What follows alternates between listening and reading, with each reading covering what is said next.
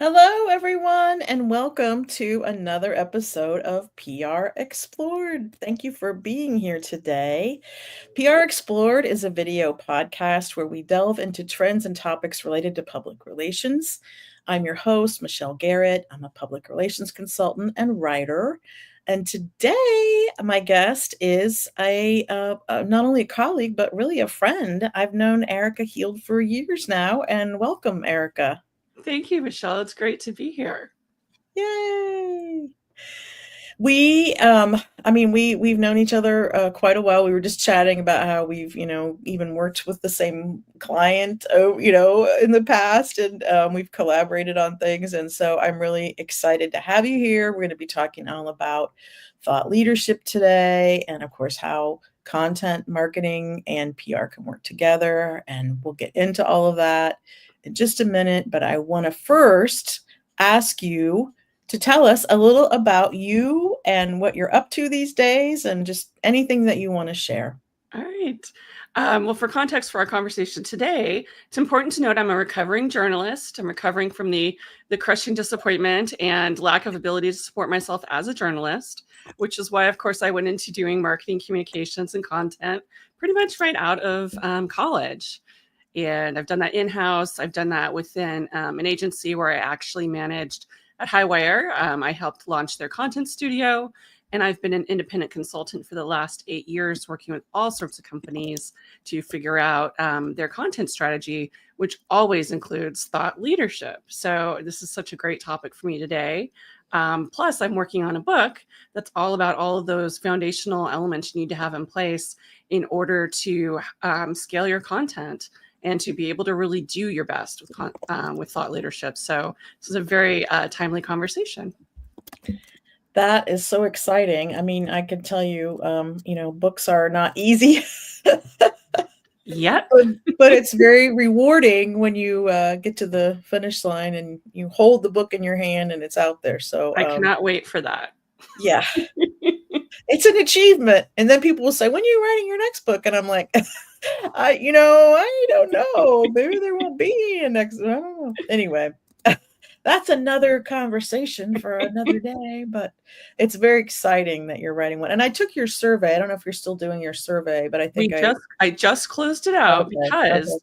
And I'll give you the link to the more evergreen version of it, because I wanted to actually have a hard close date because the data that I've collected is actually going to be reflected in the book. So the version that you took is going to be actually included in the book, but I'll give a link in the LinkedIn comments to the new version that anyone can take to benchmark themselves to see how ready they are to be able to scale their content. Great. Yay.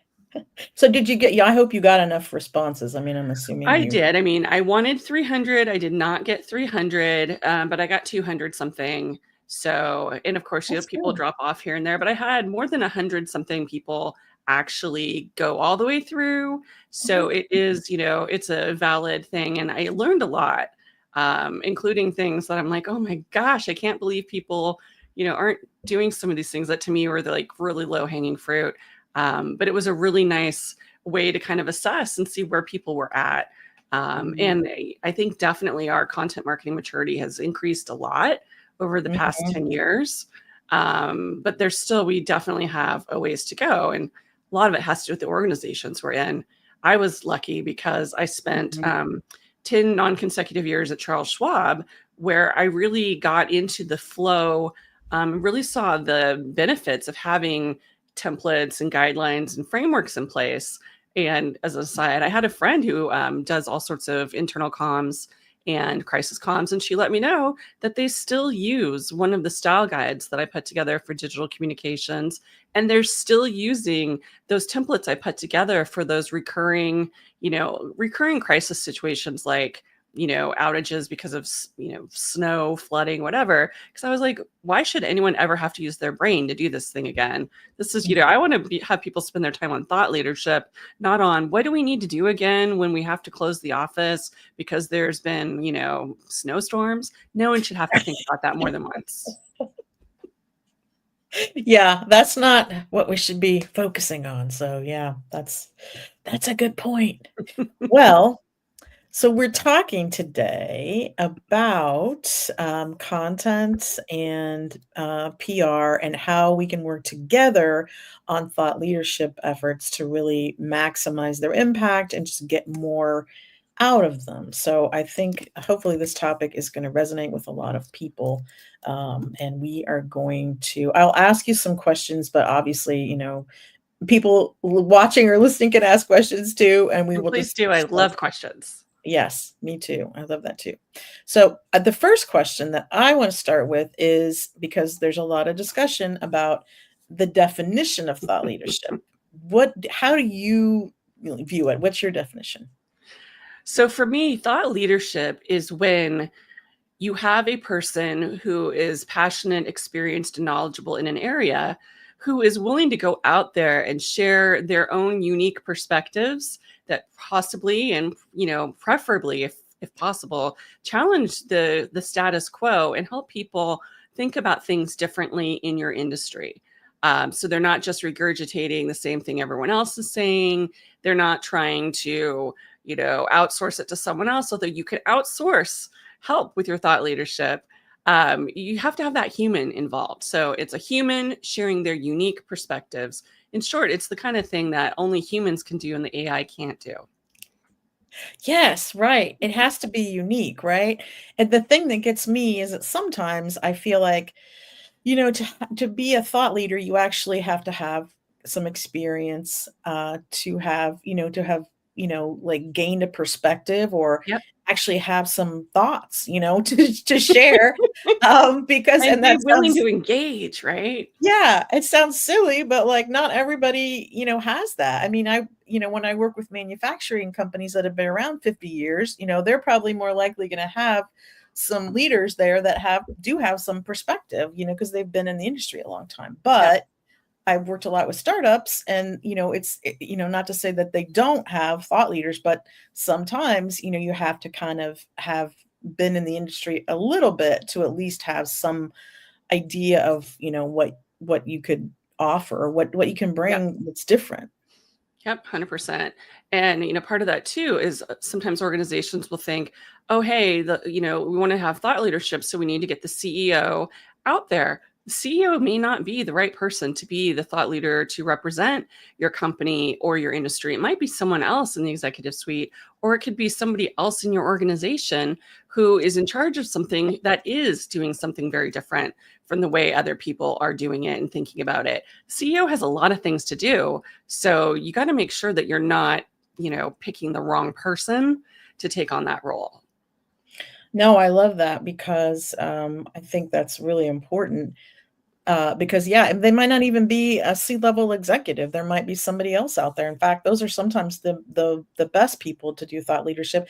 And when you have a program, of course, you can plug in multiple thought leaders, because obviously, you're not probably going to get your CEO published every single month on a contributed article or whatever. So it's good to have, I think, multiple people that can play that role, for your company if you're able to do that. Not everybody can do that, but Totally. But if you're able to, I mean, of course, you want to have that kind of a thought leadership strategy where you have that overarching thing you want the company to be known for.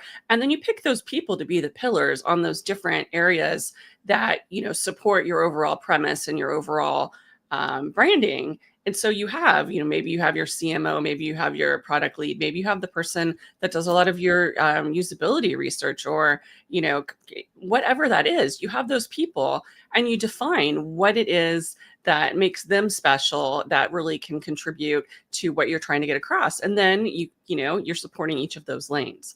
And mhm, that's not something that happens a ton, but I've definitely worked with multiple companies where we did that very, very directly, where each person, we sat down, we figured out what everyone wanted to talk about, and we figured out how they would, work together. And then we mhm, start to get, gave them all a plan for the year for what kind of speaking engagements, what kind of content they should write for owned properties, what organizations the PR team was going to try to build relationships with so they'd start getting those interviews. So that way all of it worked together because it's not just about content creation and it's not just about pitching for media relations. All that stuff mhm, has to work together. And if right. you're doing it right, all of that owned content you create is going to fuel all the other things. So you're saying you should actually have a strategy. But yes. You shouldn't just do stuff. You We're shouldn't just just going like to do this. back in the day, I feel like there were some organizations that their strategy was, let's do a press release every month and let's answer every horror that comes across that we can answer. It was just scattershot. It was, random acts of content and media relations. And that's, yeah, it makes it look like your CEO isn't doing his job or her job, that they're just all day talking about random stuff. So it's important, I think, to really understand what you're going to try to get out of it. Because if you're just doing thought leadership to stroke someone's ego or to be able to say that you got so many placements in a month, that isn't going to drive business results, which means it's not going to be able to hold on to budget when times get tough. Right. Yeah, if it's not showing any actual ROI, it's going to be an easy line item to cut when the time comes. So it might work for the moment, but probably not long term. So I think Exactly. that's a really important point too. And on your website, I noticed, I know, no more random acts of content or, yeah. That's my So, value prop. That is not just a tagline, it's who I am. And it's frankly, Michelle, it's why I'm branded as a consultancy. I know so many people will say, "Oh, your agency," and I very politely say, "Yes, in our consultancy," because the big difference is, and I saw this firsthand, is people come to an agency with a list of things they want, not with a problem to solve or with objectives. It'll be like, "Oh, I want this thing. Can you make this thing for me?" And I think it's so critical to make sure that you first have a strategy, you have those objectives, you understand what the success looks like, you have a plan that all fits together, because otherwise all you're doing is making work, and eventually the money will run out for just making work and you're not going to make a lasting impact. And I don't know about you, I don't want to do work that doesn't have a lasting impact. I want to be doing something meaningful that really, helps push the business forward. yeah. Yeah. But so many people, I think, are just kind of just day by day. They don't take the long view. They're just kind of like trying to get it done. They know their boss is asking them or, Yeah. pressuring them to get things done. So they just put their head down and do the things. But we don't really always understand. And my thing is that I always want to ask more questions. And I always say, if you're not in an organization where you can do that, that might be a problem, just because you should be able to have those conversations and ask those questions. You made a point about companies that just want to, think they're going to write a press release every month and that's the strategy. Well, that still happens, that we still see that, and Yeah. it's not strategic. It's that's not, maybe a press release isn't the right thing, and maybe, like you need some things besides press releases in the mix, and there's just a lot more to it than but in some cases I know people are not comfortable asking the questions Yeah. or even having that conversation. I call it pushing back, but I wouldn't even maybe say that. I would just say you should be able to have that strategic conversation about, okay, well, why are we writing this press release, or why are we writing this piece of content, and how does it fit into the bigger picture? So I love that we're talking about strategy, because I don't think people understand, the importance, or even sometimes even understand what it is. Like, what is, like how do we be more strategic? So I like that. And people usually don't like the answer to that too, which is it starts with having an intake form or a template that you use whenever you're starting any piece of content. And it starts with what's the objective? What is this piece of content trying to do? What's the one thing that you want somebody to take away from this? What are our owned resources that we need to be using to inform this or to link out to it? Do we have third-party data that can validate our point of view? Having all that kind of stuff up front before anybody starts thinking about creating a thing is absolutely vital. And that's how you get to be more strategic with this stuff versus it just being, random and disconnected from the rest of what your company's doing. Yeah. No, that's really important, I think. And obviously, I just feel like some people just don't, they're just so overwhelmed just trying to keep up that they don't take time to step back. And that's why they need you to And you. help them with that. Um, so let's talk about some examples of content that that belong in the thought leadership category, because I also see that discussion a lot. And not everything, I don't consider everything to be thought leadership content. No, and So, there are a lot of different content types that can vary, that sometimes they're thought leadership and sometimes they're not. Most blog posts are not going to be thought leadership, but they can be. Similar with podcasts. A lot of podcasts think that they're going to be thought leadership, but they turn out to just be somebody talking a lot about the company and what the company's doing and their products. And even if you're interviewing your customers about it, that's still not thought leadership content. But you mhm, can be doing a podcast or a video series that is thought leadership. It's just going to have a completely different style and objective and way that you're approaching it. mhm, I also think that you can be doing proprietary research that's going to support your thought leadership platform. So if mhm, you have a really strong perspective and you want to have some external validation, then you can use that proprietary research. So the research itself is not the thought leadership, but mhm, all of the content that you're going to be able to create, the stats that you're going to be able to pepper into those presentations that you're giving or into those ebooks that you're going to create. So it can be like this really amazing fodder and foundation for mhm. a really rich thought leadership content later. And these days, you see a lot of people saying, oh, well, social media is where I'm doing my thought leadership. And I don't see a lot of thought leadership on social media. I see a lot of people using AI to Oh, create very long posts that have a very specific format with the exact same emojis that ChatGPT always tries to give you when you're using it for brainstorming. If you don't tell it, don't emojis. And I do. When I'm using ChatGPT for brainstorming, I frequently tell it, please don't emoji at me. I can't take it seriously. Um, but you can use social media for thought leadership mhm, long term by reinforcing the longer form content you're creating, by amplifying other people that are, in a similar vein and, supportive of the direction you're going with your thought leadership. So you can, mhm. but I don't think most people are using social media in that way. Yeah, I mean, I one thing that I do with one of my clients is I interview the CEO every quarter and then ghostwrite a post that goes on the blog for, the client's company. Then I'll pitch that as a piece of earned media contributed piece. And then we will share it on social media, pull Yep, out, some insights, and, you could probably pay and boost it if you wanted. So that's the whole like paid, earned, shared, owned, yep. starting with the owned, though. It always starts with the owned. I I think it think. has to. Because especially if you want to build trust with your community, with your industry, and with the media, you need to have some of that really good owned content that shows what your perspective is.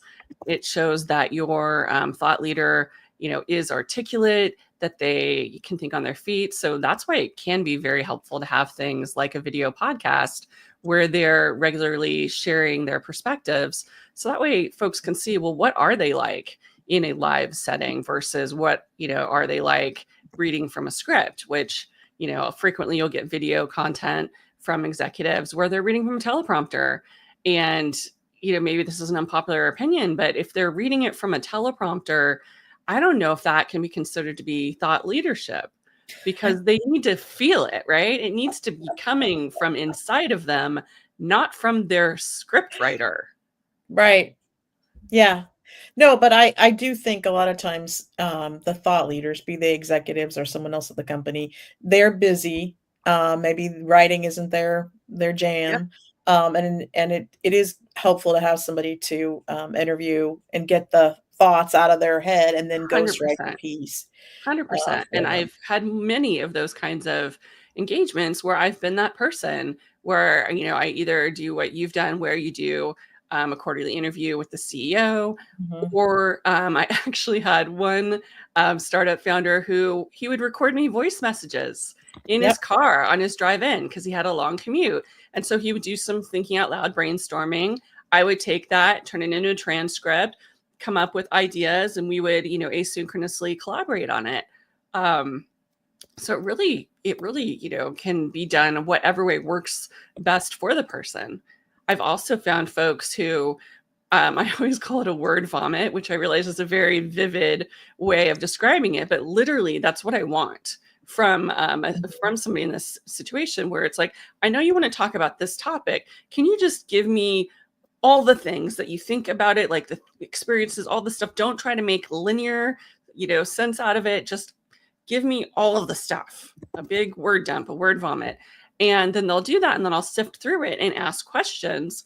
And we can come up with really great stuff, because I'm the one who can figure out how to make a story out of this, or multiple stories. That's not what I need from you. I need the point of view. I need the experiences from you that I can then use. Yeah. Yeah, absolutely.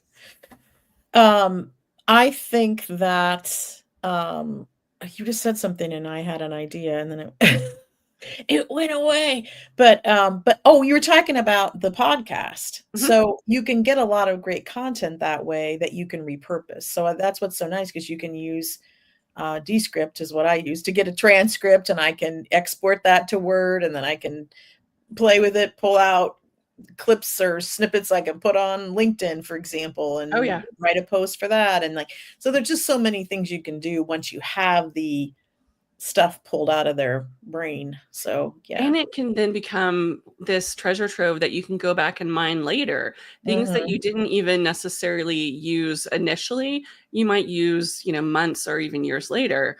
Yeah. Because of course, when I put together the outline for my book, what did I do? I went into Otter, which has the transcripts and recordings of, every podcast I've done for the last 3 years, and a lot of client meetings too. And I asked it questions. I asked it, who should I go back to and talk to that I had a really good conversation on, these different topics? And, where do I go for some of these quotes? And it was pretty cool, because it could remember better than I could about who it was that had come up with, some of these really interesting perspectives on some of the topics. In some cases I was like, oh yeah, of course, I'm going to talk to them or whatever. I'm going to quote that. But it unearthed some things that I'd forgotten that's who I'd had the conversation with. So it's actually amazing whenever you can get those kinds of longer form content, thought leadership pieces that you can get a transcript for, and that you can then document, hold on to, and reuse it. Yeah. No, it's great. It is like a treasure trove once you start doing it. That's the thing. I think, some people hear that the word podcast and they just think, oh, everybody has a podcast. But there's so many ways you can use what you create while you're actually producing the podcast that's valuable in other ways. So I think there are a lot of benefits to it that may not be like the first thing you think about when you hear, oh yeah, let's start a podcast. That might roll their eyes, but it's actually it can be a very valuable way to get some good content, and you can use it in so many ways. So totally. So next, I'm going to ask about, I know you have a background in PR. So what do you think about teams working together, the content and PR teams, really working together on thought leadership initiatives? So what's your view on that? So I have lots of unpopular opinions on this, based on the fact that, when I made that transition from journalism into marketing, it was doing Marcom roles. So marketing communications, which meant that I was doing content for the website.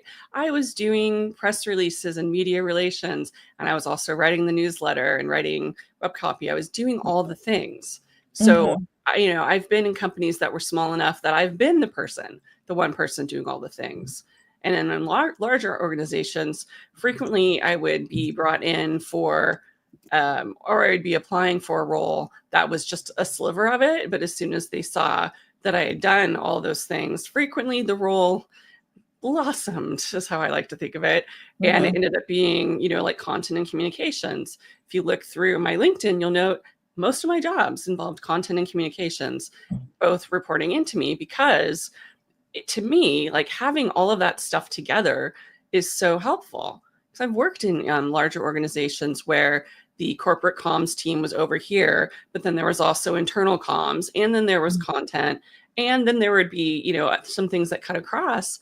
And when you have that level of complexity, it's really hard because you end up frequently in that situation where there ends up being one team that feels that they're the owner of the thought leader's time, and then they won't necessarily support the thought leadership ideas or initiatives that the other teams are interested in. And of course, the problem with that is thought leadership can't just be owned by the marketing team or just by the PR team or Mhm. just by, some other team. It has to be looking across the organization and involving everyone because it all works together. That Mhm. owned content supports the earned media, and all of it works together when it's working well. Because the worst thing that can happen in an organization is that you have one of those, leadership team members being approached by multiple people on the same topic. That's when you get the super annoyed people, saying, "Why can't you guys work together? Why do I have three teams all wanting to talk to me about this topic? What is wrong with you?" So, you'll hear it at that top level in these organizations that have kind of broken things down into those silos. And so you can feel like, well, what are we going to do if that's the case? Well, Mhm. that's when you have to bridge it by having things like cross-functional editorial councils. And, at Schwab, we had a number of those in different groups, even amongst all the folks who did internal comms, since there were so many different divisions across the company. We had a quarterly editorial meeting where we talked about the things that we knew were going to be impacting the organization as a whole Mhm. and, individual groups, initiatives to get everyone aligned so that we didn't end up in that situation. But it's tough. Yeah. I've been there. I've been in that situation where I've, you know, been charged with client communications and client content and had somebody else own, let's say, the Twitter channel back when that was something that was really helpful. And that person literally would never, ever post any of the Twitter content that we wrote to promote our owned content. Not one time. And we would get into debates about it. And that person who did not even have their own Twitter account, did not use Twitter, they just knew better than me and they refused to do it. And it drove me nuts. I was Yeah. like, but it was such a missed Yeah. opportunity.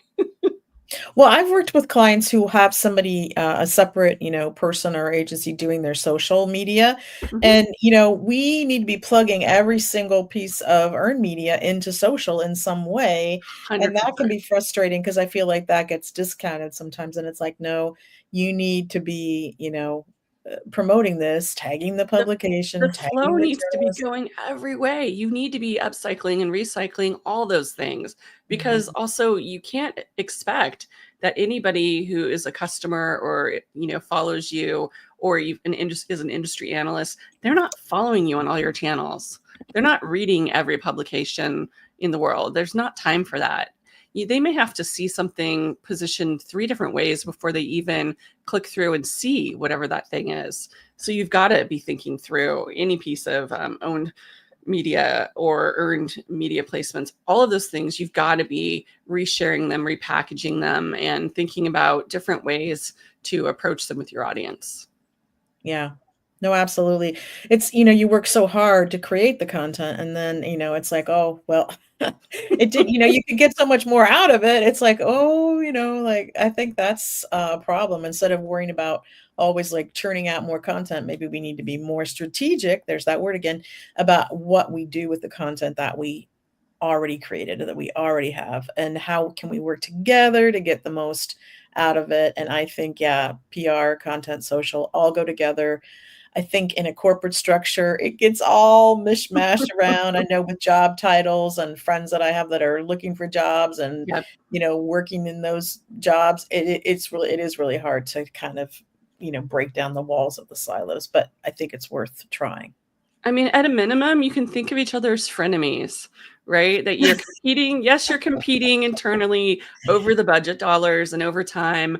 But if you're combining your forces and doing things together, then you're Mhm, going to get more. It's like if the two of you have one call with the CEO where you're asking your follow-up questions to the other person's questions and you're all getting that full picture, then you're mhm, not going to be the one getting dinged on their performance review for wasting leadership time and being unprepared and not, not collaborating cross enterprise.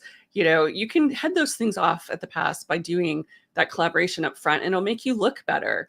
mhm, And then you can also then, like, you want to know how to get how to win awards, how to have an award, winning submission for any of these things. It's all about having that strategy in place, being able to articulate that strategy and show how you collaborated with other people. Because those kinds of mhm, comprehensive content programs, PR campaigns, all of those things that have the content and PR elements, when you have a really solid output with great results, but with that strategy up front, seeing what you're trying to accomplish and then showing that you accomplished it, that is mhm. 100% how you win awards, which is top of mind because, I'm going to be judging the Content Marketing Awards again this year. And I believe you've been a judge too. I frequently judge the strategy, the strategy categories. And I cannot stress enough, if you are up for an award for a strategy related thing and there is no strategy, you're just telling me what your results were, how many views you got, all that stuff, you're going to get 0 points on the how good is this content strategy, because you didn't have a strategy. You did some stuff and you told me how it went. I don't know if that's good. What were you expecting? What did your last thing do? What does good look like for you? What were you even trying to accomplish?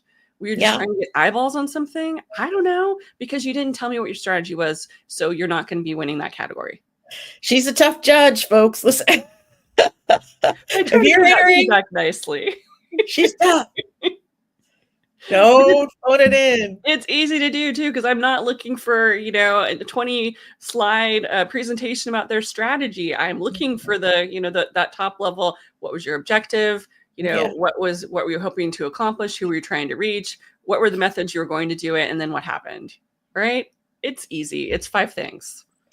Well, sometimes people don't even measure, like, where they're at, yeah, before they start, like, where Mhm. is the bar now? Like, where are we at now? How do we know what we've accomplished if we don't even know where we start? That's Yeah. the measurement piece is always mind-boggling to me, but anyway. Well, I mean, the elephant in the room with PR frequently is measurement, right? Because it's like, well, what can we measure and what matters? And so people, in the past have tried to do things like, oh, what would it have cost for us to have purchased that amount, that many inches of ad space in that publication, and try to use those equivalencies No. as the value. And it's like, that's silly, because an ad, and what an ad's job is versus, media coverage, those are very different things. They have different levers that they're pulling on for your organization, and it's really about, if you have coverage that actually drives somebody to contact your organization, that is amazing. But it's unlikely that you probably even have things in place to do that. Occasionally you might get really lucky and somebody might respond to you via social and say, hey, I want a demo based upon all the great content you've done. I worked someplace where that happened multiple times, and it was really cool to get credit for booking a demo based upon content that we had been Mhm. sharing on social. But you just, you really have to work hard to put things in place, whether it's like using UTMs on all of your links to show what channel and what content it was that was shared. So Mhm. that way you can get some of that attribution going or what have you. But, we can't just say, oh, it's all about awareness, because, come on, most of us aren't out there doing those really expensive brand awareness and brand share of voice studies, because they're expensive and time consuming. Mhm. So just trying to use that instead, we can do better. Yeah.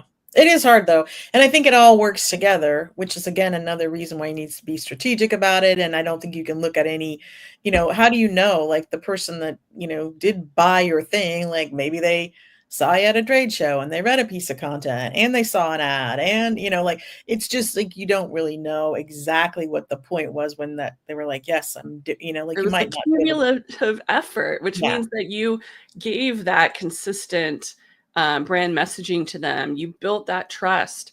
yeah, They, understood who you were and what you stood for and what made you different from the competitors. And that's going to be the sum of all of those parts, which is why it's so important that the PR and the content complement each other. Because if they don't, then neither of them are going to be successful at driving business results. yes. So strategy, collaboration, so important. So, And it's oh, also, to me, that's what's fun. I like collaborating with other people because I come up with great ideas on my own. Okay. But the ideas I come up with, having a conversation like the one we're mhm, having here, you'll just be going back and forth, and someone will say a word or a series of words, and then you have that little tickle.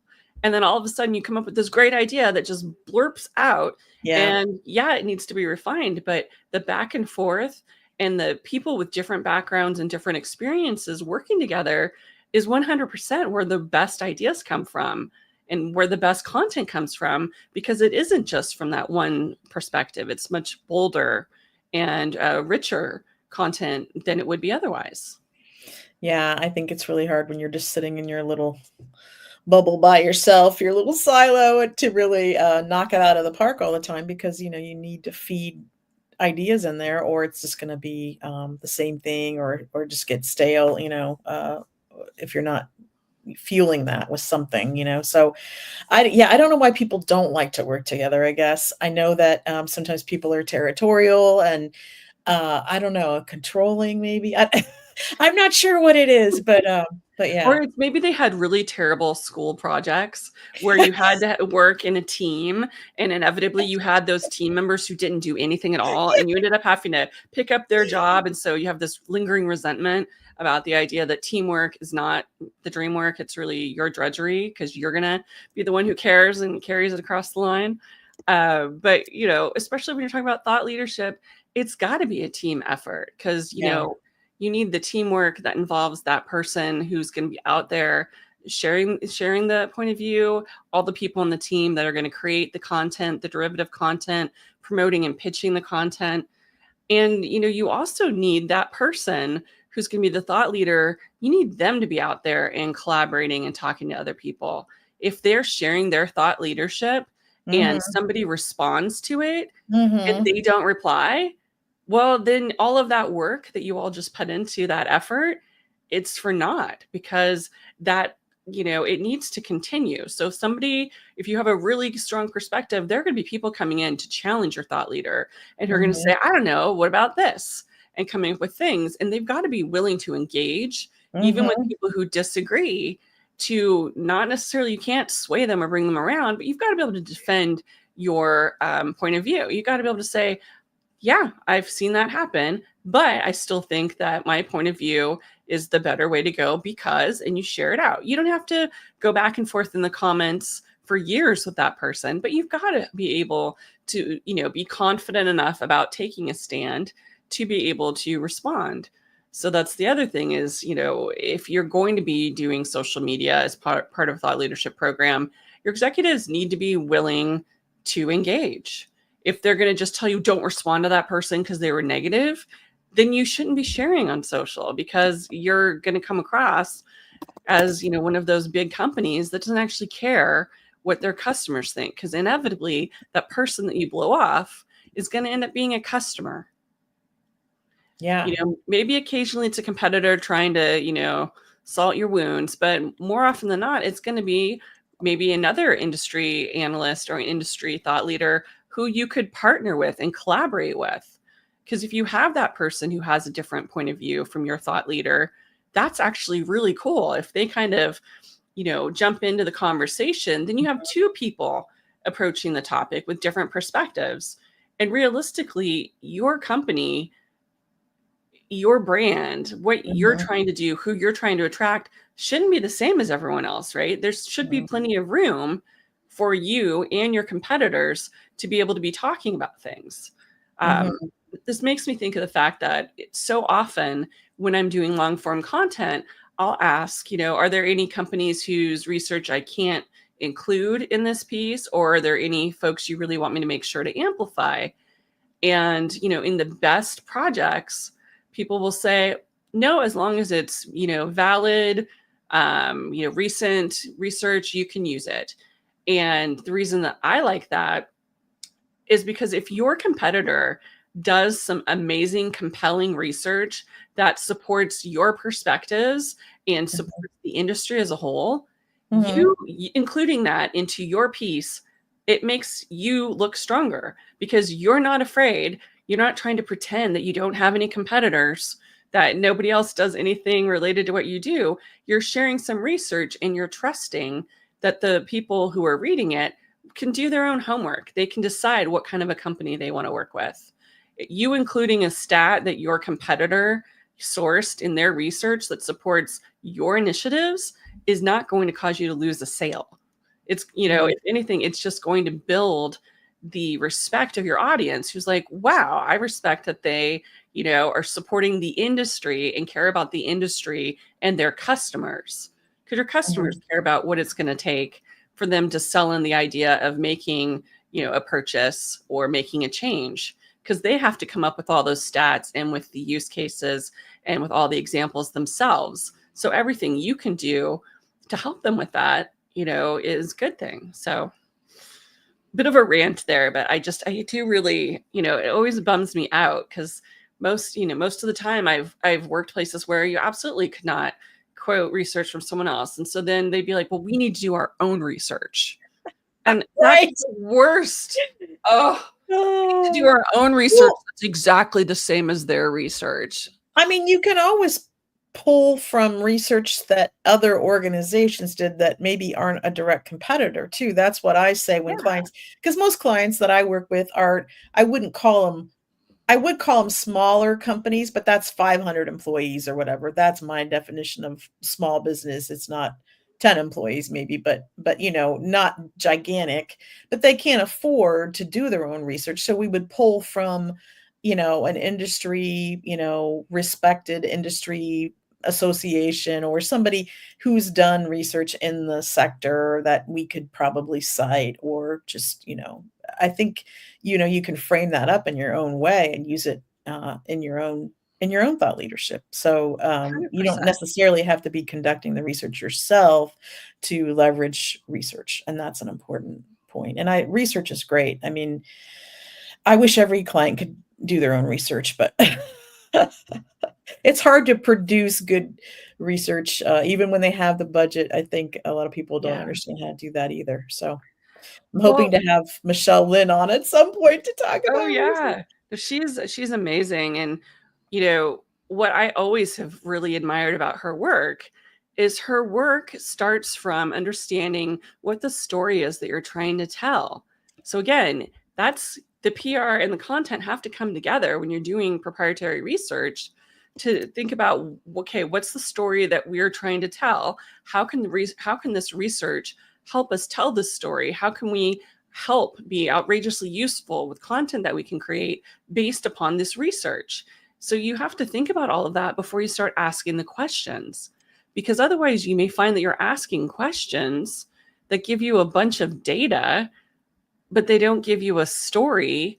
They don't support your thought leaders' stories. It's just, a thing to pitch Mhm, randomly to the mhm. media.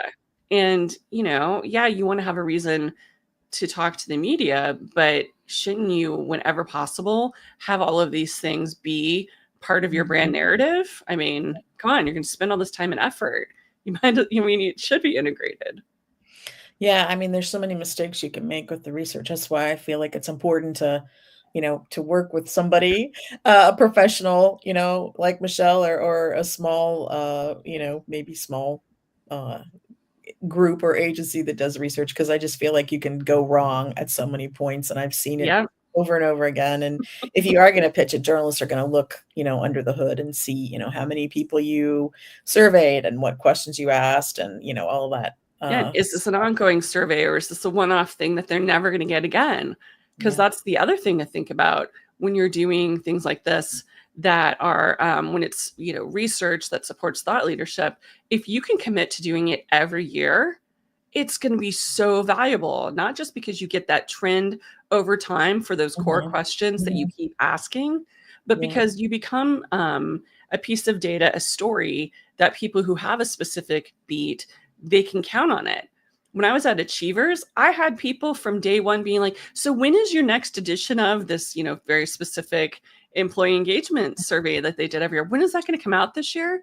I was like, wow. I'm like, they've done it a couple times and it already has people who are ready for it because it's valuable to those folks. So it's like, think about how you can add value on the PR side to those journalists you want to connect with, to the industry analysts, and to your prospective customers, because all of those things go into creating truly valuable content out of that research too.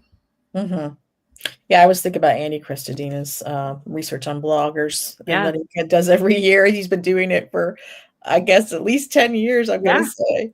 So that's, I mean, that's gotten him, a lot of, visibility, but also it's just really interesting to watch the trends over time, and, I find that to be pretty. And it's so great to have that as a content creator, because when you get people thinking, oh, well, surely this content should only cost X dollars, you point them over to that and go, so again, what were you saying? How many? Oh, you think that I should just spend an hour creating this content? Okay. So it's called an opinion piece, and it's going to be only my opinion, and you're not going to want it. No, it takes a lot more time than people think. I mean, even when I try to repurpose a piece of content, I find, from my newsletter to my blog or something like that, it takes time to just, it's really, you don't count how much time. I'm not even always aware of how much time. I think something's going to be easy or straightforward, but no, then there's just always things that go into it that you're not really thinking about. So I think that's, Totally. important. Time, money, effort, strategy. It's really, it's not, You can't it's not skip any of random. It it, and shouldn't you be can't random. skip PR and content being BFFs. You've got to work on that relationship. You have to be aligned.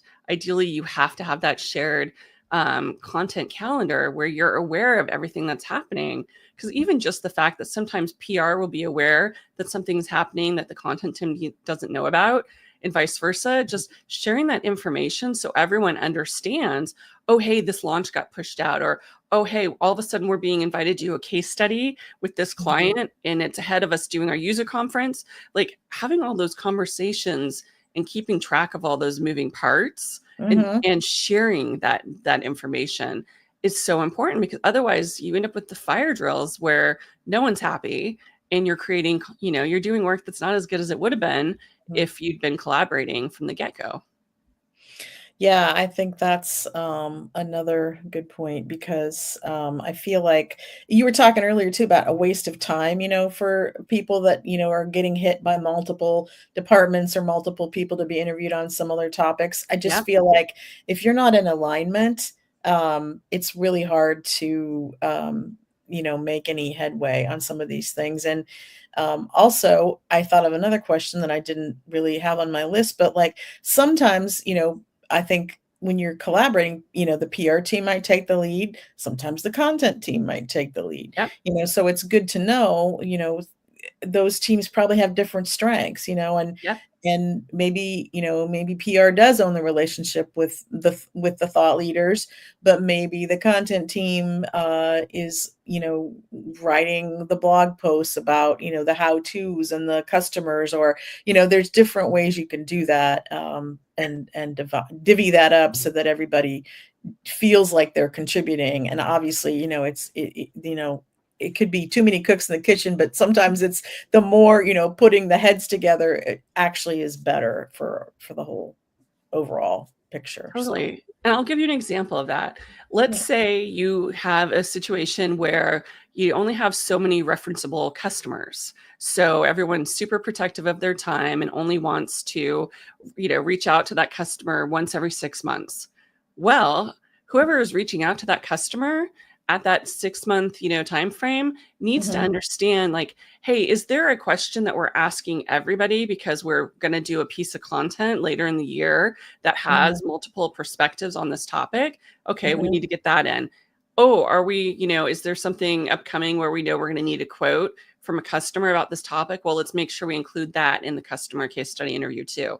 So it's like you need to be aware and have that collaboration mhm, across anybody who touches any facet of thought leadership to make sure that you can have that 1 30-minute meeting, but that you get those pieces of information that mhm. you're going to need over the next 6 months. Whereas too often it's more like you hear, oh yeah, I just interviewed this client for this case study. And then you're like, oh, did you ask them this thing? And no, it's like, 'Cause, yeah, you don't wanna be going back and wasting the customer's time because it's valuable, and if they spend any time with you, I think you're lucky, and then, yep, if you leave things off your list, yeah, that's not great because I know from experience it's tough to get them back, it's like it is. And plus, you also want them to feel valued. You want to include your customers in the content you're creating because it kind of feels bad if you have just been interviewed about something and then they publish the ultimate guide to whatever and you were literally just talking to them about it and your example isn't in there. That feels bad, right? And that's what happens when you don't have everyone talking to each other and collaborating. Yeah. Yeah, it's also tough when I'm put in the position to write about a customer, but I wasn't on the interview with the customer, so Yep. it's kinda like, you can't have 10 people on the call maybe, but, it's good to have the people that are actually gonna be doing the, you know, construction of whatever it is, at least listening in, and, I mean, I actually like to ask the questions too because sometimes things come up while you're Yep. chatting with your, the list of questions you might have given them ahead of time. Things come up that you're not thinking about, and you can kind of run off in a different direction and add even more to the, more color and flavor to whatever it is that you're writing. So, And frankly, if you're doing a good job interviewing, that's exactly what will happen because you will have earned their trust at the top of the interview. And as they get more and more comfortable with you as you go down into the harder questions, they will share more with you and you'll get those colorful stories that they wouldn't have otherwise gone into. So I do agree, it's always so helpful. That said, I frequently end up not being the person.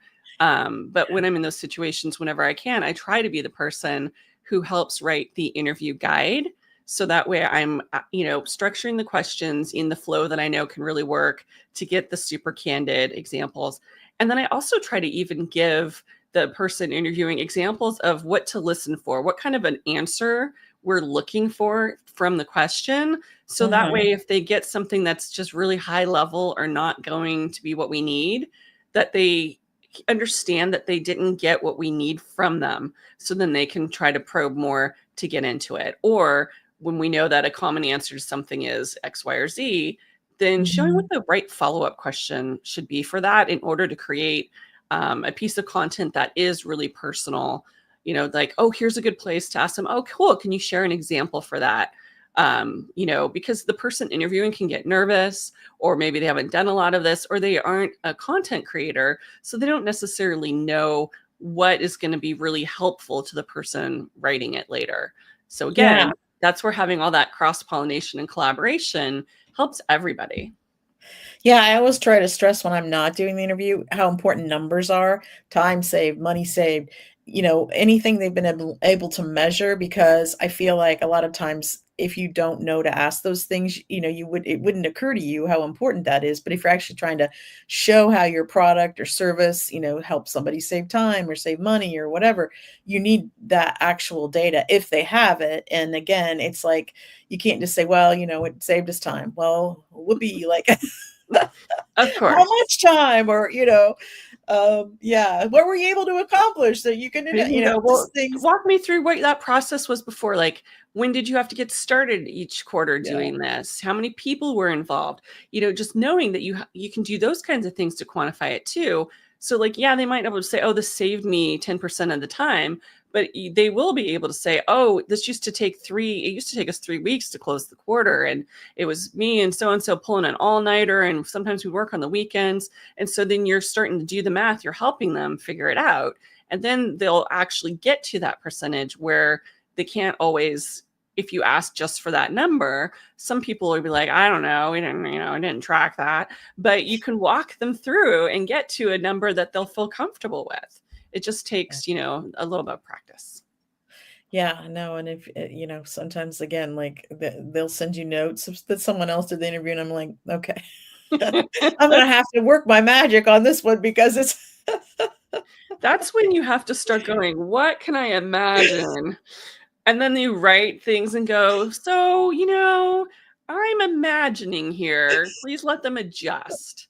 Like I'll come up with a really good quote and be like, you let them adjust if this isn't exactly accurate. But whenever possible, you want it to be in their words, and that's true for thought leadership as well. You want always to be using the thought leader's words. You're not trying to regurgitate your brand book.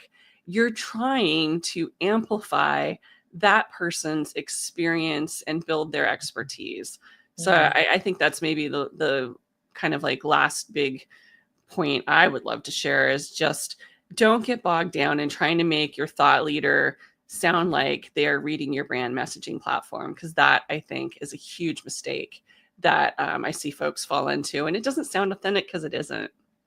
Yeah, you want their words. You want them to talk about, their experience and their words. That's what's really powerful to people. And yeah, the same thing over and over again just doesn't really mean a whole lot, I don't think. So that is a good point to end on. Unless there's anything else you want to share I think before. that's the last. I think that's it. I Okay. love thought leadership, and I hope that folks, after listening to our conversation, really take a look at how they're approaching their their workflows and their teamwork on it, because it is a team sport. It has to be if it's going to be effective and meet your goals. That is a good point. I'm going to put up your website one more time. While I thank you very much for joining me today, and I know that we will be seeing each other online, and we'll be seeing each other in person in a few months again at I sure hope CES. so. So thank you so much, Erika. This was fun, and I It was always my enjoy pleasure, our and I always conversation. love collaborating with you. Oh, thank you. Thank you so much for being here. And please, everyone, please join us again. I'll be back on the 16th, I believe, with Doug Downs, and we'll be talking about how podcasts can help you. They're an important piece of your PR program. And we kind of touched on that today. So that's another way that you can beef up your PR and content program with the podcast. You can get a lot of great content that way. And we will talk about that on April 16th. So thanks, Erika. Thanks, everyone. Bye. Bye.